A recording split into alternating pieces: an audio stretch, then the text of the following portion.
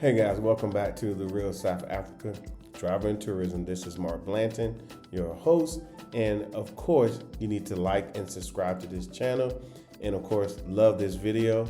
We have an interview with Tasha. She's getting interviewed locally here in South Africa, talking about various topics, various things, but of course, always exciting. So we want you to go ahead and check out this video. See you in sunny South Africa. Welcome to Pimovation. My name is Nolutando Chabalala, also known as the Advocate of Self-Love. This is the platform, the channel, the podcast where beauty meets motivation. So you can be inspired to chase your higher self. So you can be inspired to go after your dreams. So you can be inspired to just go out there and do it. As you know, I always bring you amazing guests, and today is no exception. My guest is Dr. LaTasha Blanton. Now, let me give you a bit of background on who she is before I formally introduce her. Dr. LaTasha Blanton is a highly accomplished physical therapist and entrepreneur. She holds a Doctor of Physical Therapy degree and has built a successful career in the healthcare field. As a clinic owner, she spent years managing her practice, helping countless patients to achieve improved mobility and quality of life. In addition to her medical career, Dr. Blanton is an entrepreneurial force.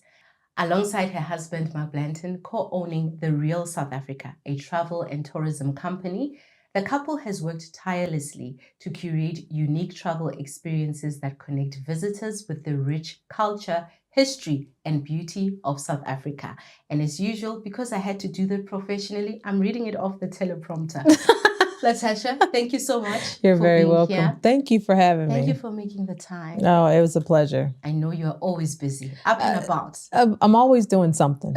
Always doing something. All the time. No, really, it's like touch and go. Mm-hmm. So the reason I wanted to have you here is because from get-go, when I actually came across what you and Mark do on social media, you know, I was always intrigued. By the way, this is not our first conversation. No, it's not. We keep on building it up. We do. The power of network. So go out there, make friends, and you may never know what will happen. The topic for this season is channeling the fire within to pursue your success.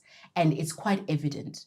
You as a person, as an individual, as a woman, you have that fire, the drive, you know. So I just want to start from where everything kind of stems from. America, where you were born and raised. We'll build into it. Know. Don't roll your eyes. I'm like, do we have to talk about that place? I know. Do we have to? That's part of channeling the fire. It is. It is. Where did you get the aspiration to become what you have become?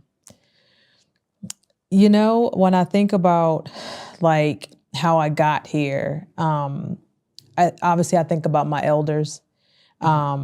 My grandmother was a little entrepreneur. I didn't find out until after my grandfather passed that he was also an entrepreneur. So not knowing that that's where I came from and that that's where it all stemmed from, it was like one day it just made sense like, oh, I'm supposed to work for myself, or I'm supposed to go out there and make things happen for myself. So the motivation, inspiration came from my grandparents. And then they obviously inspired my father, who also owned several businesses when I was growing up. The only difference I would say is that they never really took it to the point to where it was their full source. Yeah. They were really, it was almost like they were working 2 full-time jobs is kind of how they made it work. And they didn't have the, I won't say the courage, but that's the only word I can think of. They didn't really have the courage to maybe make it their full-time job, because for me, remembering how they grew up, it was like to take that chance. It was always like it had to be like a side gig, but they still always had like businesses, like they were always doing something. So just realizing that, and then understanding that it was going to take a little bit more from me. I was like, I think I need to see what that looks like if you just step out on faith and put your everything into this one thing and just realize that you cannot fail. If you step out on faith and just put everything you've got into this one thing. And everything. Was there ever a point where you thought, what if it doesn't work? Absolutely. And how would you counter that, or how would you get yourself out of that thinking? Well, the first thing I would do is I will liken it to when I'm, very headstrong, like this is something that I know I wanted to do, right? I didn't have a plan B. So not having a plan B, but also thinking what happens if I fail, I'm like, I can't. Like there was no other option for me because I knew that if I failed, I wouldn't just fail myself, I would fail the people before me, the people after me. So there was no, I don't know where you go in your head, but you go to a place where you look for all the answers. You do all the research. You stay up all night ideating. You really try to think of all the solutions versus the problems. And that's kind of how I made it work. I started thinking about what are my solutions and not what my problems actually are. I love that. So you go to this place and you stay there and you actually stick with it. You could have decided to be part of any other, say, medical organization, but you decided, I'm going to open up my own clinic. And where did the audacity come from? Because, I mean, we all think of, starting things. But when you're thinking of now starting an establishment and it thrives, there has to be a level of insane audacity. Where did that come from? I like the word insane audacity because when I think back to how young I was when I did that, and keeping in mind, I started the business in 2008. I didn't come out of PT school until 2004. So I started a business 4 years out of school. Wow. At this point, you were still like wet behind the ears, still fresh, like still trying to like learn how things work. And I was lucky, to be honest, because I had been directors of clinics and the directorships were all like new positions. So I was having to come up with plans and models and operation books for these new places. And by that time I was already married to Mark and I would go, I'm like, I've got to come up with an operation manual. He goes, is that all you have to do? Yeah. And his background helped a lot. Yeah. So he helped me navigate that whole space initially. And then after a year of watching me do this and doing it better than anybody else, he was like, I think you can do this on your own. Wow. And I was like, well, I want to eventually. He's like, no, the time is now. He was like, I need you to quit your job. At this point, I'm like, what are you talking about? I'm making a lot of money. I was making a lot of money and I was happy. Actually, that's not true. I was miserable. And I think that's probably why I was happy with my profession. I just hated the place that I worked. Yeah. So let me just be clear about that. And he was like, I want you to quit and we're going to figure this out. And that's what we did. I quit. We started slow. Yeah. And then eventually within a year, it was brick and mortar. It was off the ground. And then 6 months after that, I started another clinic. So we just continued to expand. I had employees. I had everything you needed to have. And I did that. So to do all that before 30 was like a bit much. It's exactly. Yeah, it was a bit much. Audacity, right? And what characteristics or even qualities did you have to embody? Because I think we all know with social media and how real-time everything is, America is not an easy place to crack. It's not. And you were young and black. Young. And a woman. And a woman, exactly.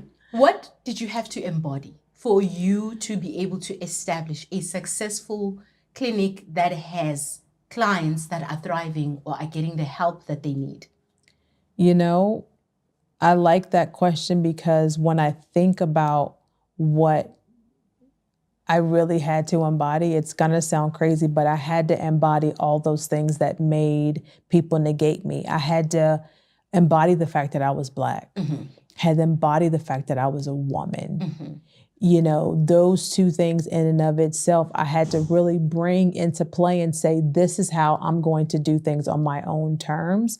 Otherwise, I would have been following the top of the food chain in the US, which is a white male. So if you think about it, I'm on the extreme opposite. Yeah. So they were my competition. White males were my competition, but because I had to embody what they don't have, being a Black woman, I was able to take over the whole area in like 5 years. So. Oh, I love this. This is such a thing for me, a principle for me. You had to embody what your competitors did not have or were not. Yeah. And that's how you basically took up space. I did. I took up a lot of space. And my husband was a huge support. He understood that we had to use these things, me being a Black woman, to my advantage, and we did. He did a lot of the marketing. He made sure that people knew who I was, what I offered, and why my clinic was different from a white male-run clinic. And it worked. It worked. Why was it different, if you don't mind sharing, actually? Let's just say that my clinic was full of life. And by life, I mean, yes, there's sick people coming in, but you don't have to be sick. Do you know what I mean? So like they may have had an operation or they may have had a shoulder replacement or whatever the case may be, but I had to let them know that that's just a body part. It's not who they were. So I treated the whole person, and I made sure that my employees weren't bogged down with anything. They only had to see like 10 patients a day, whereas other places you got to see like double that. I gave them time to be with their patients. Just that whole idea of giving you time to treat and care is how I was able to increase my outcomes and increase the quality of care that I was able to provide. And that's what I did. I really love that. That is so, I'm taking that for myself. Okay. I always tell my audience, if you don't tune in and listen, I'm taking all these things for me. And the day I'm a global brand, don't question, because all these principles, all these strategies are right here. And how did you manage to really overcome the challenges? Because without even, going too far, we've already noted you're Black. You're in the medical field in America. There must have been some crazy stuff that went down, because Oh, tons. Yeah, we know how. But you know what? When you're winning, it doesn't matter. And I was winning. Yeah. I was winning. So even the little things that came up to try to knock us down, we were winning, and we were winning big. And I knew we were winning. And we quit when we wanted to quit. We sold our business when we wanted to sell it. And we sold it for a high dollar. And as far as I'm concerned, I can mark that chapter off and continue to win. So we were winning. So I'm so proud of you. Yeah, we were like it's the calm boys. We were winning. We were winning. We win. We were winning. That's what we do. No, that's really that's what we do. Right. So you've gotten, you at home, if you are not familiar with Dr. LaTasha Blanton, you've gotten some background. So let's bring it home. Sure. To South Africa. Yes. How did it happen? You're winning. I'm winning. In the dollar. Mark is winning. In the dollar. Yes. But you decide, no, we want the czar. I wanted the czar. I wanted the czar. How did this happen? How did the real South Africa come about? And why? I think that's the most important question. Why? Well, let's talk about the why. Yeah. Okay. The real South Africa is my husband's brainchild. And it came about because when we would visit South Africa, I didn't see enough. I saw Black people everywhere. Don't misunderstand me. They're everywhere, which I love. Yeah. But I didn't see any African Americans enjoying the things that I was enjoying when I was here. And I was like, why are we not here? But I was seeing all other types of persuasions come here, enjoy, have a good time, buy property, start businesses. And I was like, how come we're not here? This is not necessarily the safest place to be, but safe in an aspect of you can be who you are safe. You can be Black safe. You can be a woman safe. Like, that's how we felt. And Mark was like, how come more people don't know? And then he was like, you know what I'm going to do? I'm going to start bringing people to South Africa. And that was pretty much it. That happened in the basement of 2014. And that was he put his mind to it. We were still at the clinic. We were winning. Yes. So, yeah. So we were winning. So I was like, let's just do it. How quick was the decision though? Or how It slow was- was the process? So he came here for the first time in 2010. He brought me in 11. We stayed 2 months in 13. So three or 4 years, about 4 years. Now take me through I could say, whether detachment or separation, I don't know how you describe it, from the life, the place, the environment that you know, to a completely new place, completely new culture, new environment, new everything. And what were your points of connection? Things that made you go, yes, it's new people, new languages, new culture, new weather, new everything, new political stance and views. But there's connection here. Our connection actually started on our first visit. Just, and don't judge me. Just We listen, we don't judge. Just from the way the air smelled, I was like, this is amazing. And then I met people and they hosted us and they were warm and they were patient. They understood that I wasn't going to be able to say no LaTasha shabalala. They understood that I was going to have a hard time with the clicks. I understood I was going to have a hard time saying things, and they were just patient with me. And I'm like, I've never had anybody be this patient with me as an adult, ever. So then it was like, we started coming. We started building more connections, meet more people. They're still teaching us. We're learning. We're open. We're learning. And then it was like, you know what? What if we can do this? So because we took the time to build the relationship, the disconnect from that side was happening every time we came. So when we made the decision to be here full time, the disconnection was done. We had made up in our minds in 2016, we were going to live in South Africa, come hell or high water. We were going to be here. And the Lord laid out some blocks because we really didn't know how we were going to do it. But he made a plan for us and it worked out perfect because we were winning. I mean, because we were winning. That's all we do as the Blantons. So what I want to, not me as the Blanton. Sure. Yes, just be clear. So what I want to understand, channeling the fire within to pursue your success, you had to channel something, whether determination or foresight, to be able to go back. So you come to a foreign land, then you go back to your native land. Yes, and I do that several times. Yes. To tell others. Yes. Right? In fact, as I'm thinking about it, it's like there was a spirit of colonization there because colonizers would come, look, connect, love, and go back and say, actually, you all guys need to come.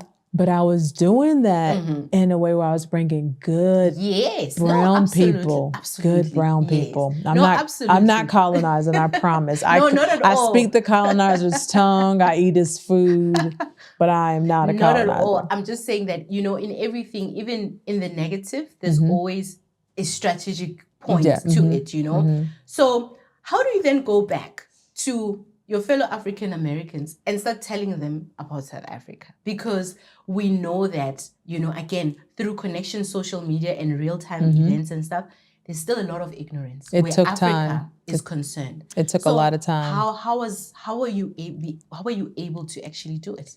It took a lot of time. But what happened was we were here so often, the questions started coming in. They're like, why are you always there? What's over there? Why do you keep going back? Every time I turn around, you guys are in South Africa, to the point to where we were here so often. People were like, do you guys live there? Because we were here that often. And because they kept seeing us here doing things, having a good time, it raised the question. And then once the question is raised, then you can give answers and you can say, hey, this is how you do it. And that's basically what we do with The Real South Africa. You see me in my everyday life, travel South Africa. You get inquisitive, you see my social media, and then you schedule a call and you ask, how do I get that? And that's pretty much what we do. How did the first success story or the first successful, I'd say, bring over feel like? Because it obviously took time, as you said, It did. right? It did. And you were working on the principle of, listen, borrow our faith, borrow our belief. This is a great place. Come through. So eventually some people said yes. How did that feel? You know, when we think about how other people feel, I can never really put into words because I know how I felt when I first got here, and I couldn't put it into words. So what we found is that everybody we bring, whether it's their first time or their 100th time, they always feel a way that they cannot explain. Now, for me, seeing that, understanding that they don't have to say very many words, I know exactly what they're feeling. To see that in real time was amazing. I love that. To see it in real, because they're looking at me, I'm looking at them. They don't have the words. They know it's amazing. They're just like, I can't believe I didn't know. And that's really all you can say, because you feel like an idiot for not knowing how beautiful this country is and how beautiful the people are. But when you finally get to taste it, you're like, I want it all the time. I think South Africa is a drug. I'm just gonna put it out there. Drug. It's a good drug for me. I get it. Why do you think, and we've touched on this before, and it's an ongoing online conversation, and I know that certain questions, yes, may seem cliche and stuff, but it's important we keep on asking them so that we drive the message. Why is it that Africa/South Africa, well, let's talk about South Africa because that's really the focus of your business. Why has it been kept away from other people that are not in Africa and not in South Africa? I think the answer is clear. It has so many beautiful things about it that it's a secret that people want to keep. And and by people, I mean the minority here in the country want to keep it a secret. The minority in the world want to keep it a secret because they flock here in droves, and this is their playground, and they don't want anybody to put dirt in their water. So why would they say how beautiful it is or show the world how good it can be when it doesn't benefit them to tell us how gorgeous it is? It doesn't benefit them at all. So when I say, visit South Africa, South Africa is beautiful, come and taste the food, come meet the people, I get skepticism not only from my own people, but from the people who have been coming over here. They're like, don't tell them. Yes. Yeah. They're like, why? Tell them to stay at home. Yeah. Because they know already. And that's why it's been kept a secret, because they already know. They already know. So that skepticism is actually also very present on the South African side. And I see it a lot online. Where I could say it's kind of a growing feeling that even native South Africans are like, but why are we getting so much attention? And I guess also on the economical end, which I do understand, I think right now the current issue online, because I check online conversations on various things, is that, okay, it's great that we have people coming into the country, but unfortunately, because of their currency, they are outworking us, properties, not outworking us, outbuying us, in terms of property prices, rentals, experiences. Because if 15 people coming from the US or Europe will then buy 15 properties at a higher price, why would real estate agents then drop the prices or keep the prices affordable for the locals? How do we work together? So it's ironic you say that, because what a house is worth here in South Africa is what a house is worth, right? Okay. So the agents that we work with understand that what you're not going to do is increase the price because it's a foreigner. Now, there are people that probably do that, but the people that we work with don't play those types of games. So when it comes to pricing a South African out of the market, that's something that South Africans have to ask other South Africans about. Do you understand what I'm saying? Yes. So it's not me causing the price to go up. It's whoever's pricing that property that's doing that. Yeah. And if they know that the buyer is foreigner, then they're doing something illegal by raising the price anyway, because it's against the law here in South Africa to raise a price based on who's buying it. I get it. Yeah. I've talked to enough agents and I've talked to enough developers and builders. That's against the law. So if that's happening, that has nothing to do with us. Yes. Yeah. When it comes to outworking them, obviously most of the Americans that come here aren't working, so we're not taking jobs. Yeah. A lot of us want to create space for the South African. So when I think about that aspect of like us coming and taking away, what have the colonizers been doing? Yeah. So you're looking at me as if I'm not one of you. Yeah. You're looking at me as if I'm coming to take when that's the last thing I'm coming to do. Now, the other people that you let come over here willingly and buy tons of property in Cape Town and frolic all day long, you happily welcome them, happily. They're bringing money. Well, we're bringing money too. Yes. Like, why am I not accepted? But they are.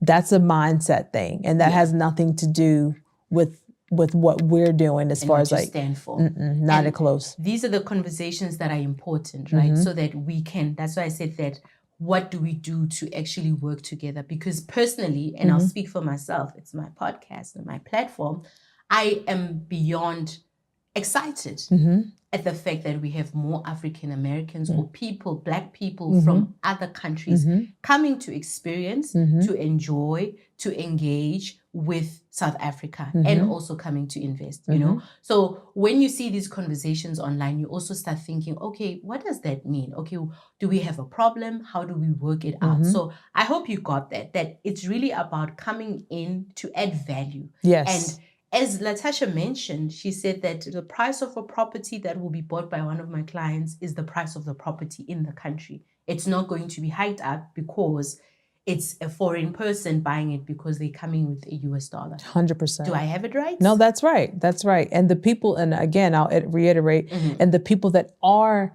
increasing the price because there's a foreign buyer, that is in and of itself against the law here in South Africa. Yes. So if that's something that you're coming across, just know that it has nothing to do with the real South Africa. It has nothing to do with the Black Americans buying properties here in the country. A lot of them that are coming here, they're coming to actually invest. They bought multiple properties so that they can rent out and make some money and then give you an opportunity to have a place to stay maybe a little bit cheaper. Yeah. But they're all opportunities. And that's how we see South Africa. We see South Africa as an opportunity, no different than the other persuasions do. They see it as an opportunity. They come here without hassle, but we're doing it. And now it's like, don't bring any more Black people. I'm like, why would you say that? Yeah, I get it. Yeah, for real. Like, why would you say that? Because at the end of the day, it all boils down to unity. I don't want us to get political, but I hope you caught that and we cleared up a bit of confusion or issues.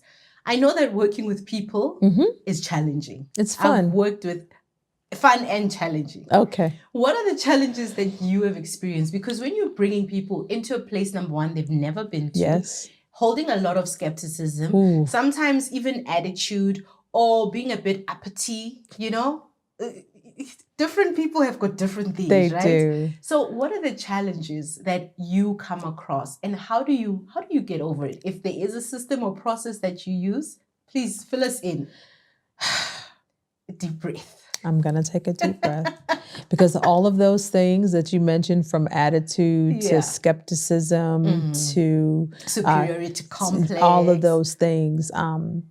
In the beginning, I will tell you it was difficult because they were already here when those things happened. What we put in place now is what we like to call a vetting system. So we mostly screen most of our people. Oh, nice. So if we find that you are not a good candidate to be a client of the Real South Africans, we will kindly just decline. So we can tell in the phone call if you're a good fit for us or not. And if you're not a good fit, then we move on. That's very interesting. But I did the same thing at the clinic.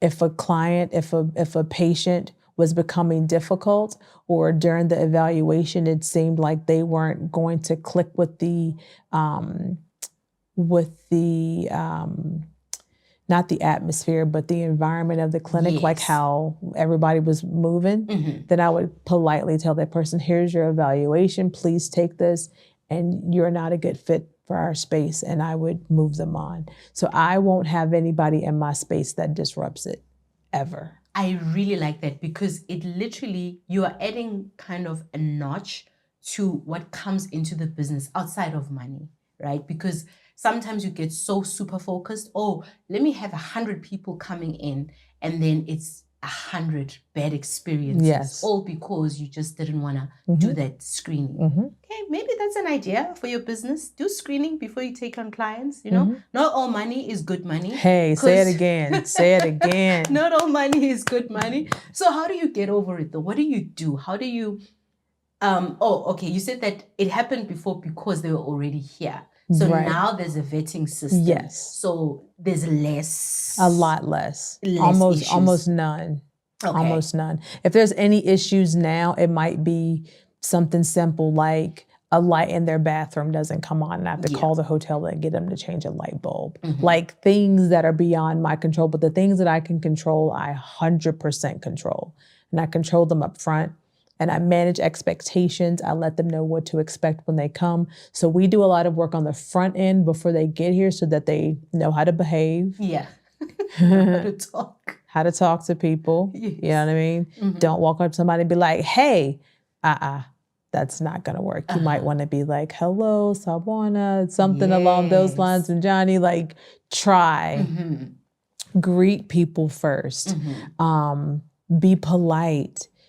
Tip your servers, tip your drivers, talk to people. So we literally guide them through that whole process months in advance before they show up so that they're ready when they get here. And they're like, yes, I can do this. I love that. Yeah, so I'm a cultivate.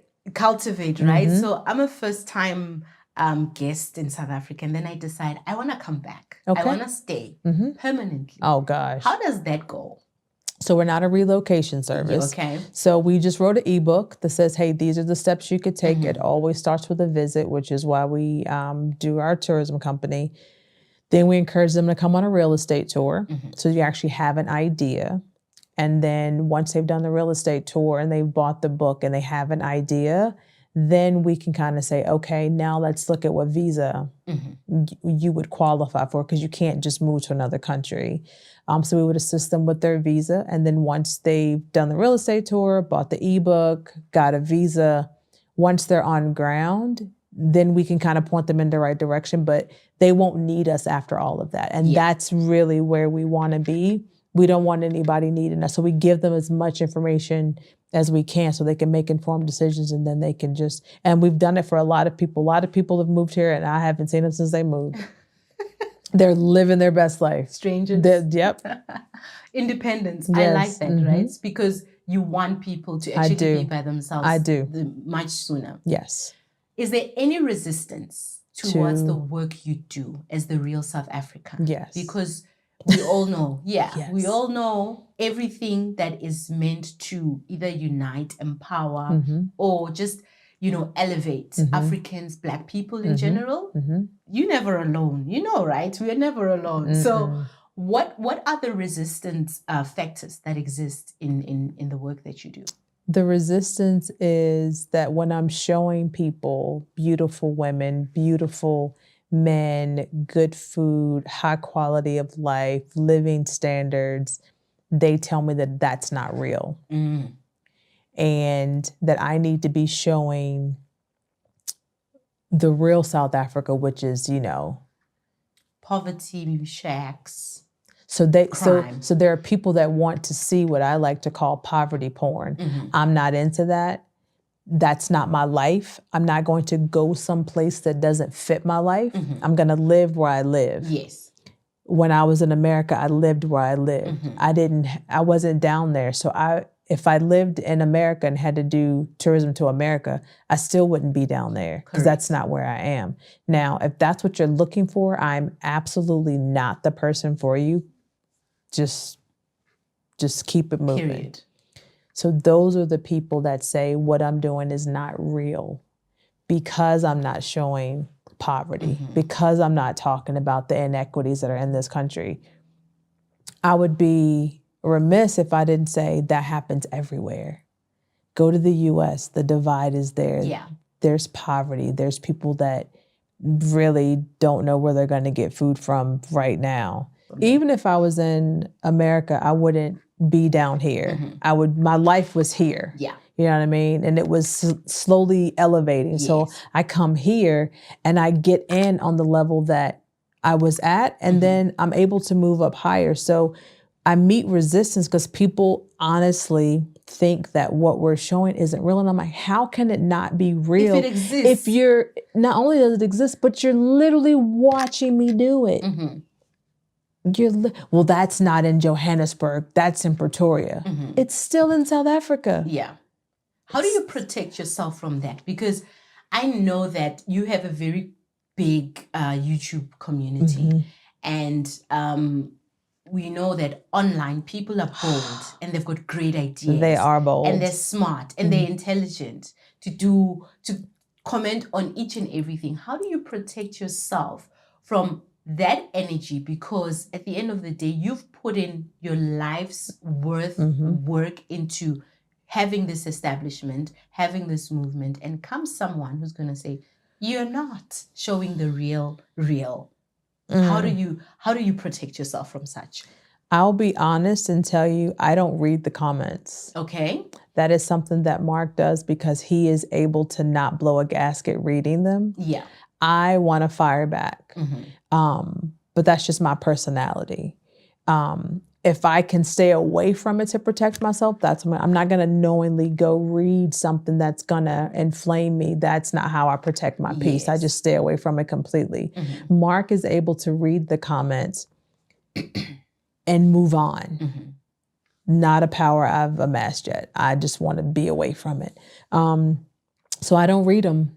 And the few that I do read will be some of the positive ones, but and then sometimes it gets so bad that we do have to block people. Yeah. Because they go in and they go personal. Yeah. They go very personal. I get that.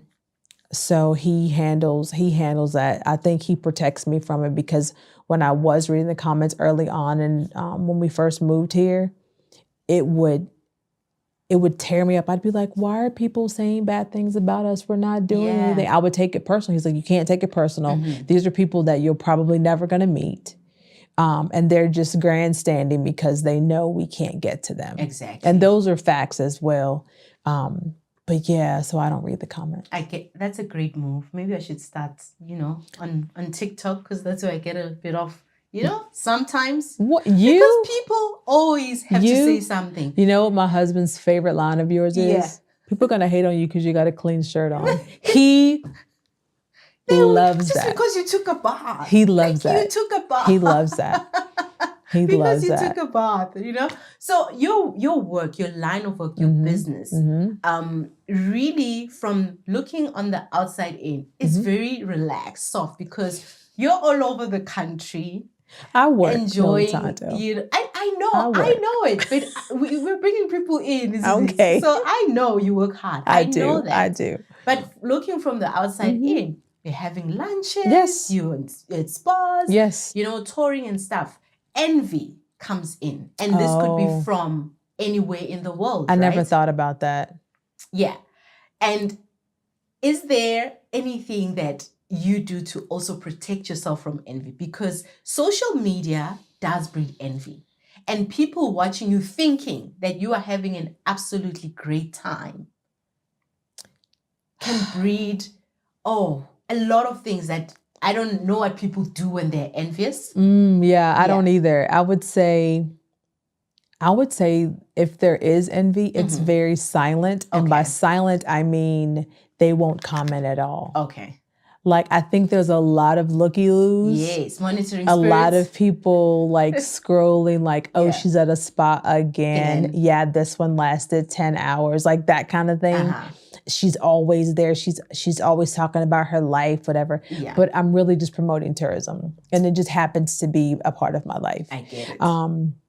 So I think that they do it silently. Monitoring spirits. You gotta be careful of those. Pray for protection every day. I think they do it. So Beaumovation is, as I mentioned, a collaboration between beauty and motivation. But the beauty that we focus on is not really the superficial part. It's really, cultivating yourself from the inside out. 100%. And I know that with your staunch followers, they love the fact that you look so radiant all the time. I mean, she does not have makeup. Girl, I look radiant with no makeup on? Like, she doesn't have Sorry, makeup on. it's not my thing. Right? It's not my thing. Always looking radiant, always looking relaxed, always looking, to be very honest, just alive and yes, well. I appreciate that. How do you achieve that? Sleep. Okay. Lots of sleep. Lots of water. Yeah. And lots of healthy eating. Yeah. And recently the gym. So I'm like, I do a bunch of stuff. Yes. I'm not even gonna front. Like, so I read, I write. Yes. If I'm not reading or writing, I'm listening to a podcast. Like, there's always something. And I do that because I have to have moments where I am inspired. I have to have downtime moments. So if I'm not reading a book about business or a book about marketing, then I'm reading a book about something completely different. And I will do an audio book on money and read a fiction book over here. Yes. So, but I'm doing all that at the same time. So I have like a little bit, I'm like, okay, I'm going to read and I'm learning Zulu. Yes. So I'm doing, How's that going? Askhulume phela. Don't do it. Don't do it. Excuse me, I still have a bit of a chesty chest. But that tells me that you're doing, because you said it tells me it's going good. It tells me that that is not an American that's a you see now. I'm working on it. I think that the pronunciations are going to get me a little bit. But for the most part, You're doing what? So we've got 12 languages, right? Yes. Which you chose Zulu. Is there a particular reason? I chose Zulu because I feel like that's the one that I can learn that'll help me listen to others. Okay. So I felt like that one is where all the other languages built off of. So I kind of feel like that would be like, and I intend on like spending a lot of time in Durban, and they're very much like, yes, that's predominantly staunch Zulu region. And that's when I was like, I went to the grocery store, went to the grocery store. Yeah. And the girl says, Unjani. And I was like, I'm fine. How are you? Disappointment. She's like, you don't speak Zulu. I was like, no, you should try. Yeah. Because, see, in fact, let me not even say Zulus. When you go to a region where how do I put it? That's where tribe that's comes that from. Language, yeah. Yeah, it's like you can't just come here and not even try, right? And I said, well, show me. She was like, I just told you. She was like, Unjani. I think you'll do well. I said it starts with the so. And then I said, I'm scared. When I told her I was scared to say it, she was like, what's wrong with you? You're in South Africa. You can't be scared. Exactly. You are part of us now. You're so in South Africa. We're both can't nations. Be scared.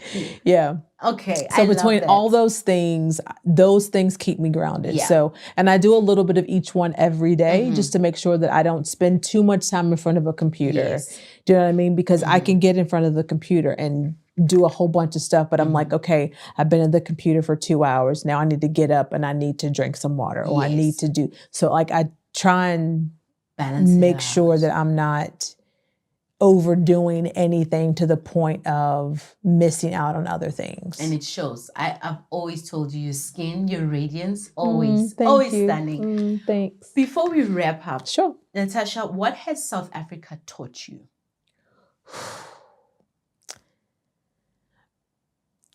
You're gonna think this is corny. No, I won't. You will. South Africa taught me love. I'm not surprised. It did. It really, really did. It taught me not just love for myself, but love for myself as a female. Yes. Love for myself as a Black person. Yes.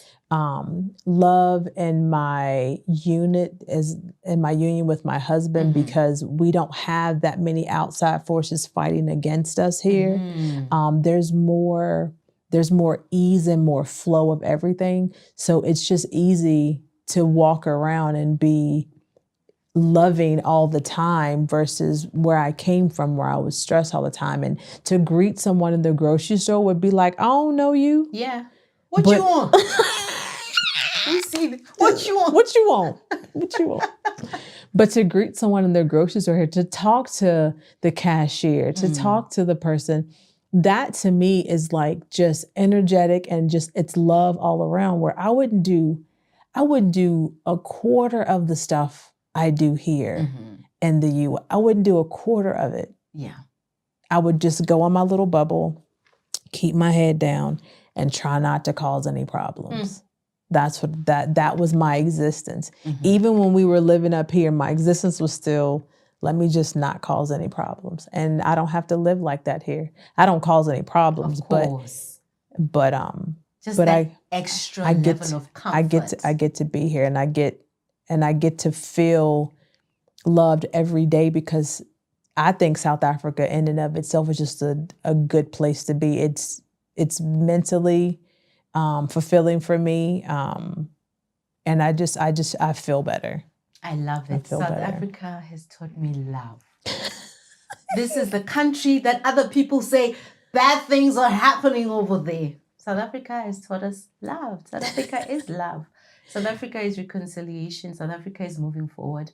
And I think having this conversation really also just puts levels of appreciation for my country. That's why I also do what I do, to actually say you are special, you're unique, you're South African or African or wherever you are. But for in this particular conversation, we are focused on South Africa, and you're great, you're amazing. Anything that we can expect? In fact, before we wrap up, where can people connect with you? If they feel that maybe they'd like to collaborate with you, work with you, perhaps offer something that can be of value to the people that you bring into the country. South Africa is a country of endless possibilities. Yes, it is. How can they reach you? How can they connect with you? So you can reach email is info@therealsouthafrica.com. That's the general email. I won't give you the other one because it's too long. You can reach us on Instagram, The Real South Africa 18. You can reach my personal page, The Real Dr. B, on Instagram. TikTok, The Real South Africa. And X, The Real South Africa. So, and YouTube, The Real South Africa. So we kept it simple. Love it. And now we are wrapping up. I've been saying wrapping up. Anything that, let me rather say, what does the future look like for the real South Africa? Looks like success. And winning. I just love it. You're just so calm and unapologetic. No, listen, the work that I put in, if it does not bear fruit, I've done something wrong. We put in a lot of work. Yes. A lot of good work, a lot of things to show people what has been hiding. And I know that it's not always flash to bang, but we do the work. And when we do the work, I believe I'm going to get the fruit of my labor. So that's why I say success. And I will continue to win. And it shall be so. It shall be so. Stamp of approval. Thank on you. It. LaTasha, thank you so much. Thank you. This was an enlightening. Woo! This was an enlightening conversation. I've learned a lot. And like I said, I'm definitely taking the strategy. Offer what your competitors don't offer, and be what your competitors are not. And to you at home, know that any day you can start something, right? I mean, you've heard from LaTasha in the medical field and decided to take a completely different route. And this route is still within serving people. Always try and find out how can you be of service and add value to the world. That is business. Business is really solving people's problems. And even if that particular solution that you are thinking of offering does not yet exist, be the first to offer it. 100%. Because Mark and LaTasha just said, but why do people not know how beautiful? Why does the African African American community not know how beautiful South Africa is. Let's bring them. And that could be you. I need you to have courage. I need you to believe in yourself. I need you to start. Yes, you may not have the resource. Yes, you may not have the backing, but fact is you have you. And that is sufficient enough. Start, offer a solution, offer, I don't know, something, but just don't let your life pass you by. That's the whole point of Bemovation. And that's why you have to tell your mom, your sister, even your ex to subscribe to this channel so they can be a better person. Thank you, LaTasha. Thank you so for much. It coming. was wonderful. I had a good time. I'm glad. Until next time. Everybody, this is Mark Blanton, and this is Dr. LaTasha Blanton from the Real South Africa Travel and Tourism. and we have amazing packages to Johannesburg, Cape Town, and Durban. So we would like to see you guys here. All you have to do is just go to our website, therealsouthafrica.com, and we'll make sure that your trip here is amazing. See you here in sunny South Africa.